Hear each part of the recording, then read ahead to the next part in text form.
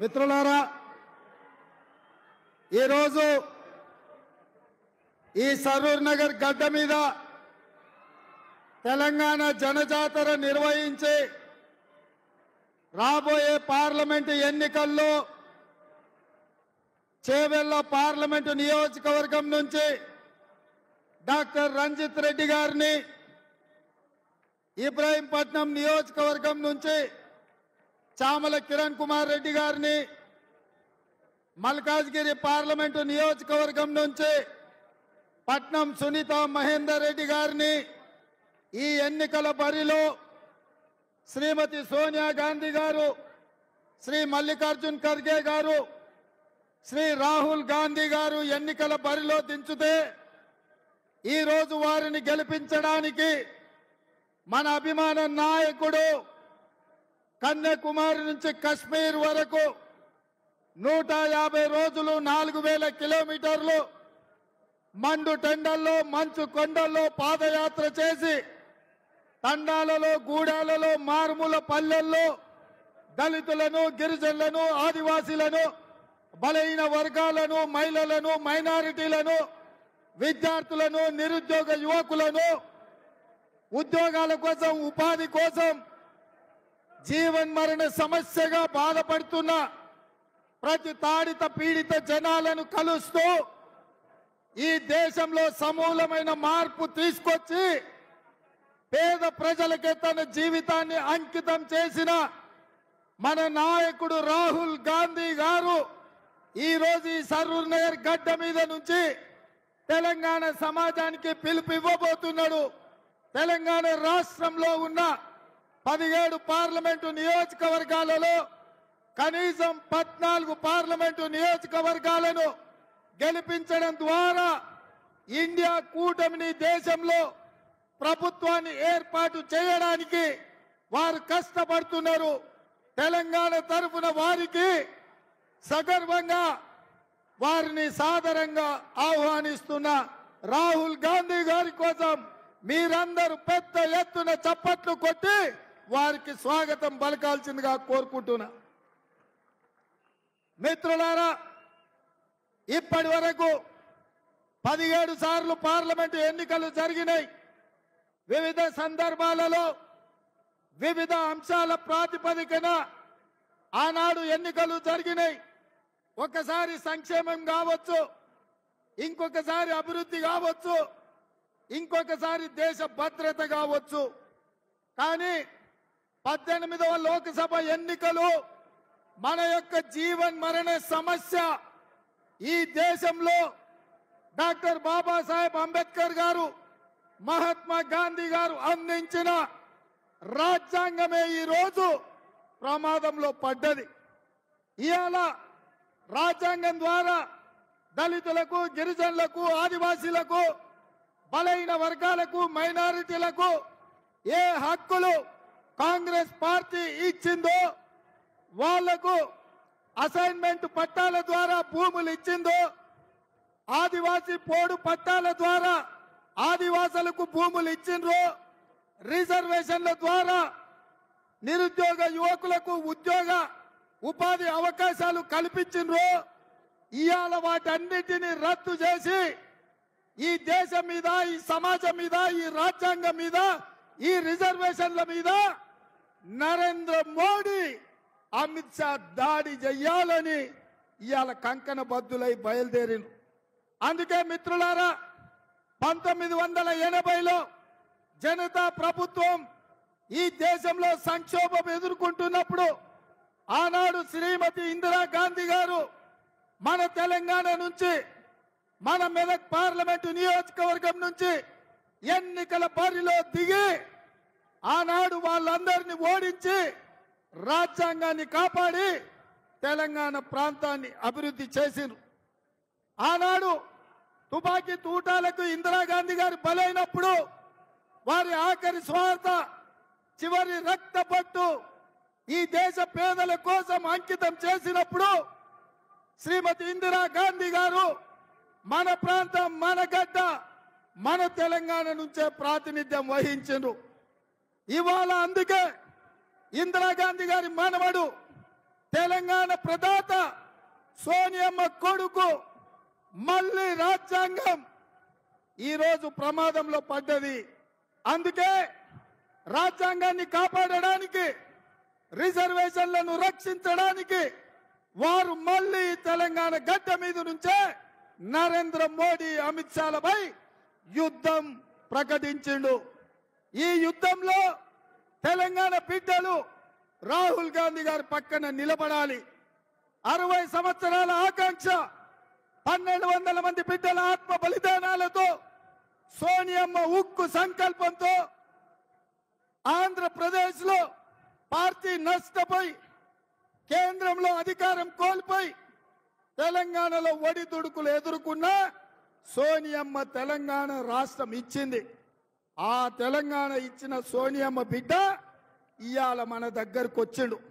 మిత్రులారా, ఇవాళ మనమందరం ఏకమై 4 కోట్ల ప్రజలు రాహుల్ గాంధీ గారికి అండగా నిలబడి ఈ రాజ్యాంగాన్ని రక్షించి రిజర్వేషన్లను కాపాడే పోరాటంలో మనం వారికి వెన్ను దండగా నిలబడాలి. మన అందరి బాధ్యత అని ఈ రోజు మీకు అందరికీ గుర్తు చేస్తున్న మిత్రులారా, ఇవాళ నిన్న మొన్న బీజేపీ నాయకులు, నిన్న ఒక పార్లమెంట్ సభ్యురాలు తెలంగాణకు వచ్చి మాకు 15 సెకండ్లు ఇస్తే ఈ దేశంలో ఉన్న మైనార్టీలను తుదమిట్టిస్తామని మతాన్ని రెచ్చగొట్టే విధంగా మాట్లాడింది. నేను అడుగుతున్న తెలంగాణ సమాజాన్ని, పౌర హక్కులను, పౌర సమాజం, ప్రజల యొక్క హక్కుల కోసం కొట్లాడే వాళ్ళు, మాట్లాడే వాళ్ళు జాగ్రత్తతో ఆలోచన చేయాలి.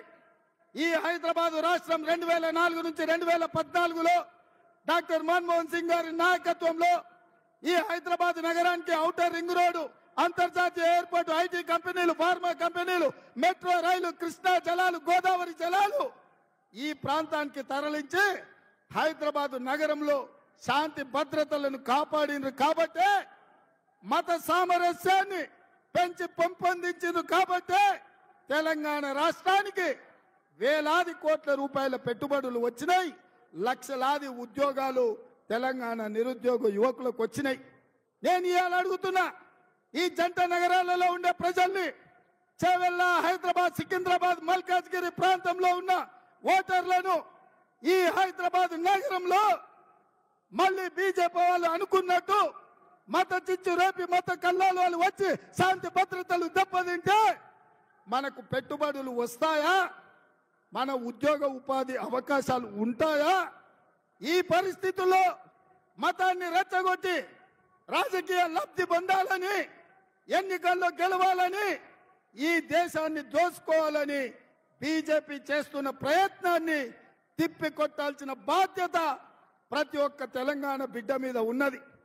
ఇవాళ ఈ హైదరాబాద్ నగరంలో చదువుకున్న వాళ్ళని, డాక్టర్లను, లాయర్లను, ఇంజనీర్లను, ఐఏఎస్లను, ఐపీఎస్లను, విద్యార్థులను, నిరుద్యోగ యువకులను ఆలోచన చెయ్యండి అని నేను విజ్ఞప్తి చేస్తున్నా. హైదరాబాద్ నగరం ప్రశాంతంగా ఉంది. మత సామరస్యం కాపాడినాం. ఈ నగరాన్ని అభివృద్ధి చేసినాం. ఈ నగరానికి వేల కోట్ల రూపాయల పెట్టుబడులు తెచ్చినాం. వందలాది పరిశ్రమలు తెచ్చినాం. ఐటీ కంపెనీలను తెచ్చినాం. ఫార్మా కంపెనీలను తెచ్చినాం. కాబట్టే ఇవాళ విశ్వ నగరంగా ఈ హైదరాబాద్ నగరం అభివృద్ధి చెందింది. ఇవాళ ఈ విశ్వ నగరంలో బీజేపీ వాళ్ళు విషం జిమ్ముతున్నారు. ఇవాళ బీజేపీ వాళ్ళ ఆలోచన ఒక్కటే, మత చిత్తు పెట్టాలి, మతాల మధ్య విభజన చెయ్యాలి, ఎన్నికల లబ్ధి పొందాలి. ఇది తప్ప ఇంకొక ఆలోచన లేదు. ఈడికొచ్చిన మా సోదరులను నేను అడుగుతున్నా, శ్రీరామనవమి మనం చేయలేదా? హనుమాన్ జయంతి మనం చేయలేదా? మన తాతలు ముత్తాతలు పోచమ్మ, ఎల్లమ్మ, మైసమ్మ పూజలు చేయలేదా? కోడిని కొయ్యలేదా? కళ్ళు పొయ్యలేదా? మనకా వీళ్ళు హిందుత్వం గురించి నేర్పేది? ఇవాళ కేవలం అక్షింతల పేరు మీద రాముడి వారి ప్రతిష్ట జరగక ముందే 15 రోజుల ముందుగానే గ్రామాలకు, పట్టణాలకు అక్షింతల పేరు మీద పంపించి ఓట్ల బిచ్చం ఎత్తుకునే ప్రయత్నం చేస్తున్నారు బీజేపీలు. అందుకే నేను ఒక మాట చెప్పదలుచుకున్నా ఈ వేదిక మీద నుండి, దేవుడు గుడిలో ఉండాలి, భక్తి గుండెల్లో ఉండాలి. ఇవాళ నా హిందువులకు నా ముస్లిం సోదరులకు నేను విజ్ఞప్తి చేయదలుచుకున్నా. ఇవాళ ఈ రాష్ట్రంలో బీజేపీ పెట్టబోయే మత చిచ్చు ఉచ్చులో పడొద్దు. మన అందరం సోదరులం, మనందరం మన రాష్ట్రాన్ని కాపాడుకుందాం. మన రాష్ట్రంలో శాంతి భద్రతలను రక్షించుకునే బాధ్యత మనది. ఇవాళ రెచ్చగొట్టే ప్రకటన చేసిన పార్లమెంటు సభ్యురాల మీద తక్షణమే ఎన్నికల అధికారులు క్రిమినల్ కేసులు పెట్టాలి, అరెస్టు చేయాలి. మతాన్ని అడ్డం పెట్టుకొని ఎన్నికల్లో ఓట్లు అడిగి ప్రజల్ని రెచ్చగొట్టడం తీవ్రమైన నేరం. ఇవాళ ఈ హైదరాబాద్ ఈ తెలంగాణ గడ్డ మీదనే అమిత్ షా గారు ఉన్నారు. రేపు నరేంద్ర మోడీ గారు రాబోతున్నారు.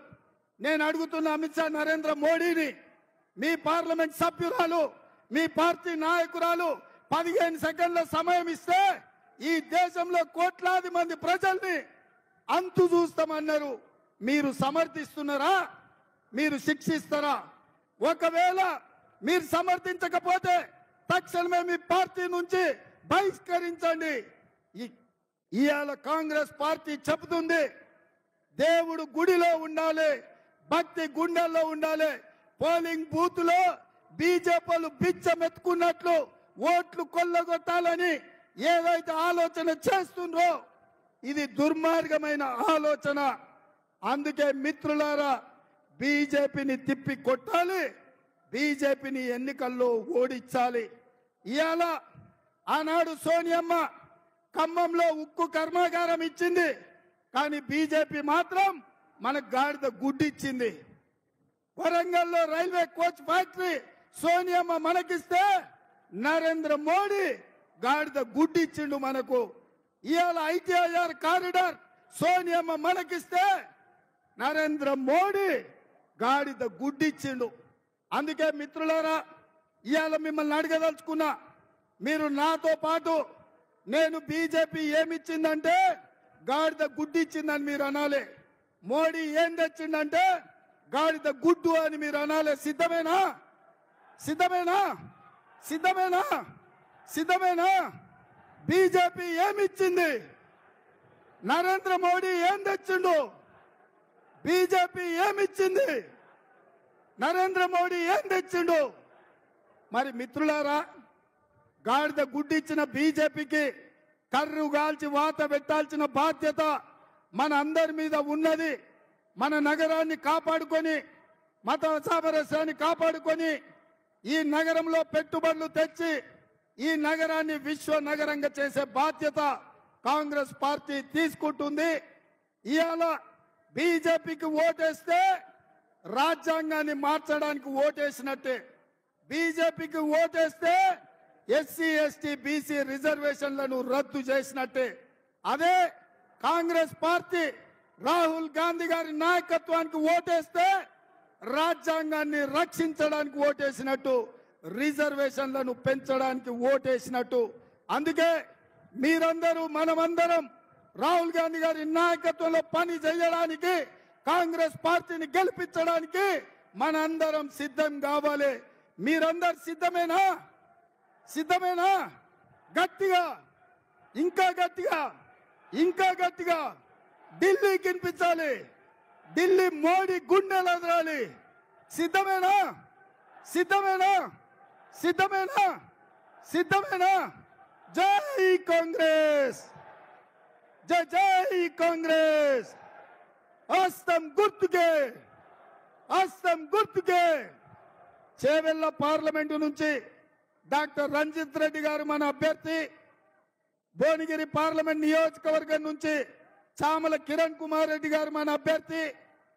అదే విధంగా మల్కాజ్గిరి ఏ పార్లమెంటు నియోజకవర్గం నుంచి నేను ఎన్నికైనో, ఏ ఎల్బీ నగర్ నుంచి నాకు 30,000 మెజారిటీ ఇచ్చి గల్లీ నుంచి ఢిల్లీకి ప్రశ్నించే గొంతుగా పంపించారు.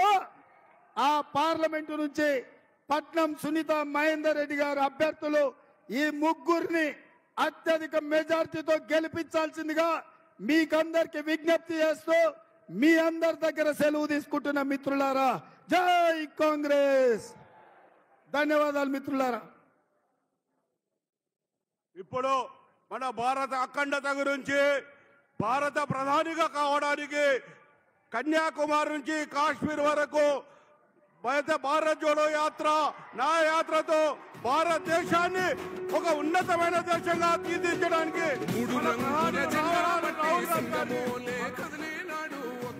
కాంగ్రెస్ సూర్యుడు మన రాహుల్ గాంధీ నిగదీసి అడిగే మునగాడు వీడు భూమి నవానైతాడు బీద సాదల ధైర్యం వీడు దోపిడి దొంగల భరతం పడతాడు మన రాహుల్ గాంధీ దేశం బంగారు పోతే అవుతాడు ఇందిరమ్మ సంక్షేమాలు సోనియమ్మ చేసిన మేలు స్వాతంత్రం తెచ్చిన పార్టీ తెలంగాణ ఇచ్చిన పార్టీ మూడు రంగుల జెండా మట్టి సింగమోలే కదిలేనాడు ఒక్కరో కాంగ్రెస్ సూర్యుడు మన రాహుల్ గాంధీ నిగదీసి అడిగే మునగాడు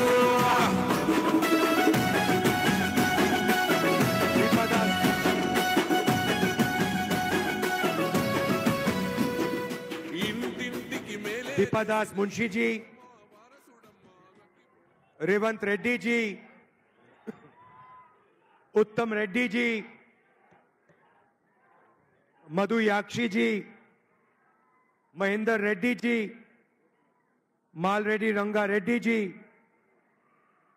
लक्ष्मा रेड्डी जी, हमारे कैंडिडेट्स रंजीत रेड्डी जी, सुनीता महेंद्र जी, चमला किरण कुमार रेड्डी जी, स्टेज पे कांग्रेस पार्टी के वरिष्ठ नेता, हमारे प्यारे कार्यकर्ता, भाइयों और बहनों, प्रेस के हमारे मित्रों, आप सबका यहां बहुत बहुत स्वागत, नमस्कार। ट्रांसलेशन की जरूरत है या हिंदी में चलेगा?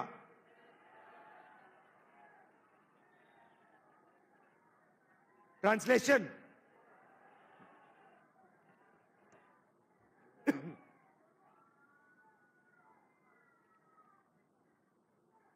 भाइयों और बहनों, ये चुनाव पहला चुनाव है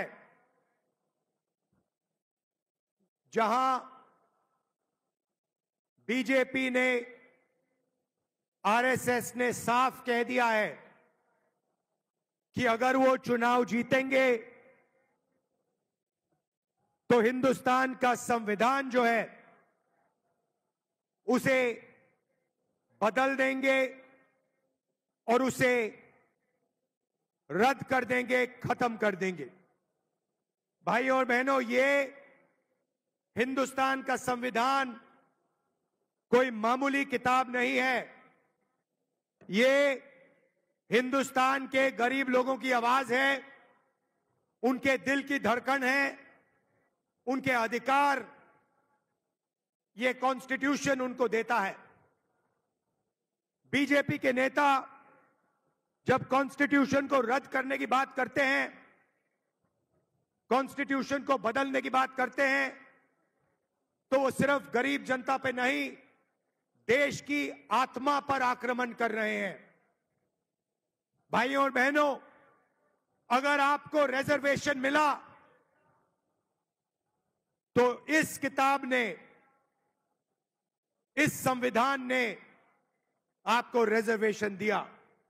अब अगर आपको देश में अधिकार मिलते हैं तो अधिकार इस कॉन्स्टिट्यूशन ने दिया, इस किताब ने दिया।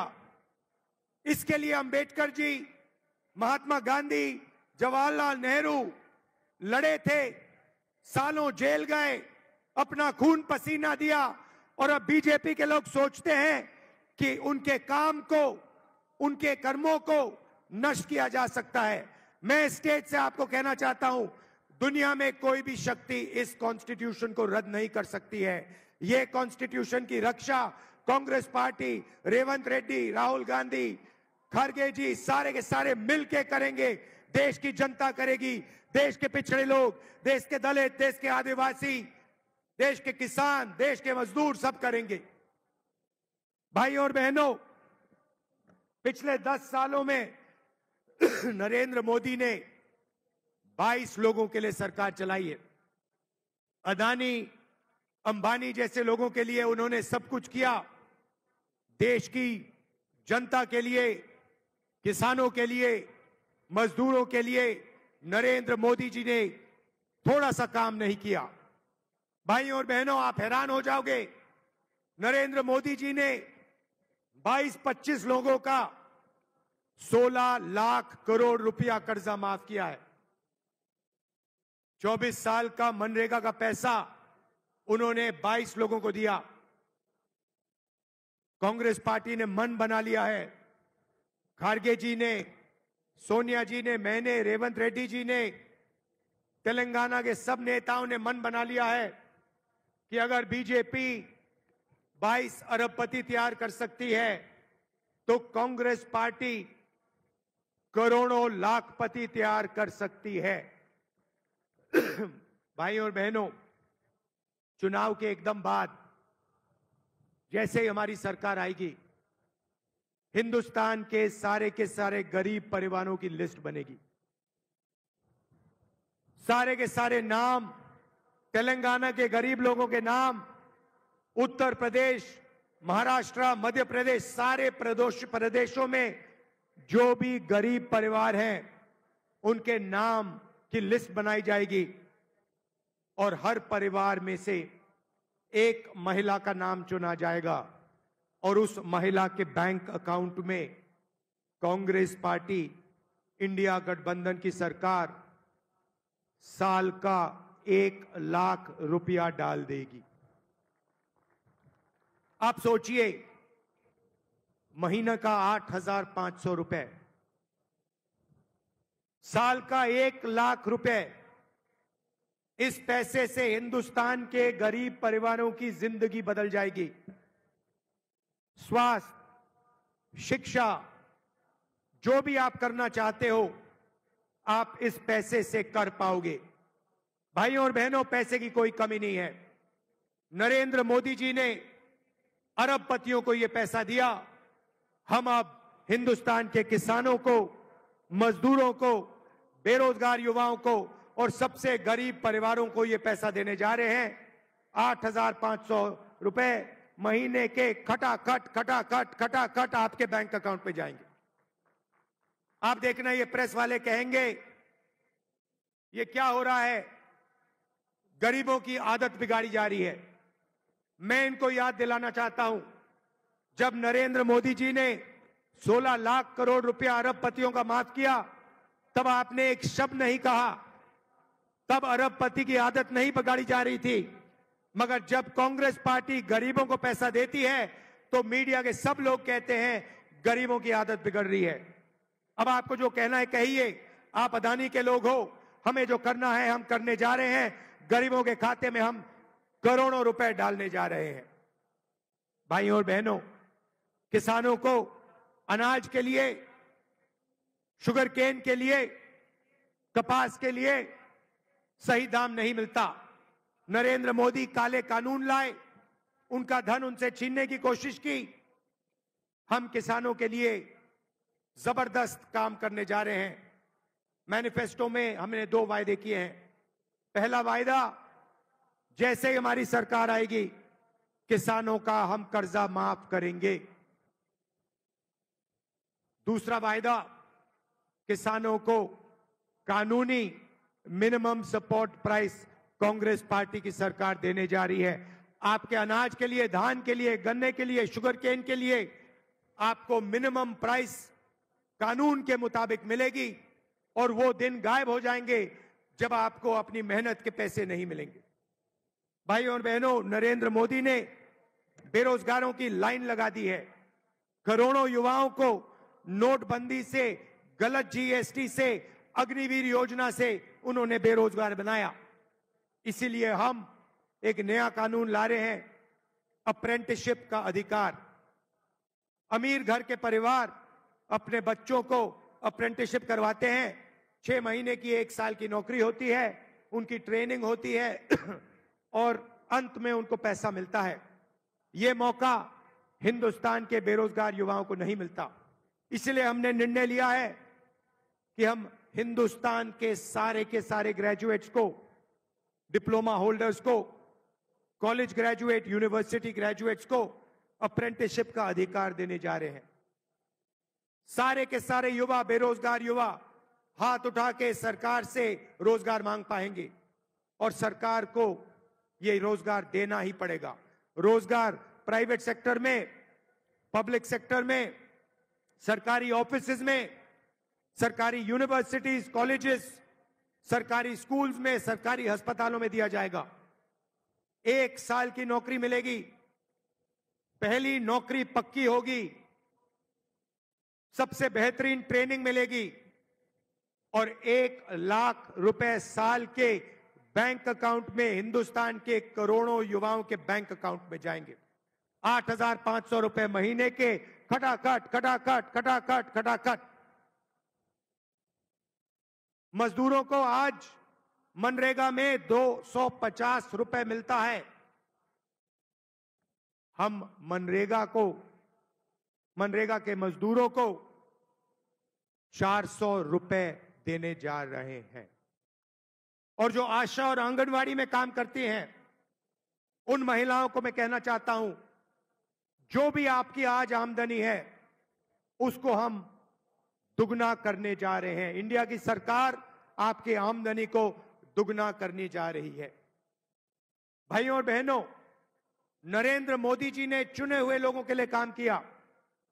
हमारी सरकारें गरीबों के लिए, कमजोर लोगों के लिए, पिछड़ों के लिए काम करती है। यहां पे हमने जाति जनगणना लागू किया तेलंगाना में, और वही काम हम पूरे हिंदुस्तान में करने जा रहे हैं।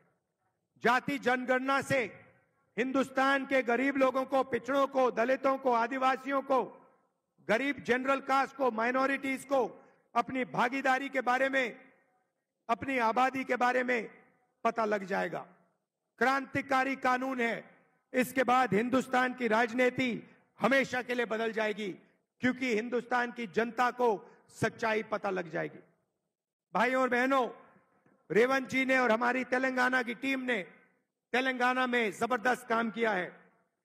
30,000 युवाओं को रोजगार मिला है। 500 रुपए का गैस सिलेंडर मिलता है।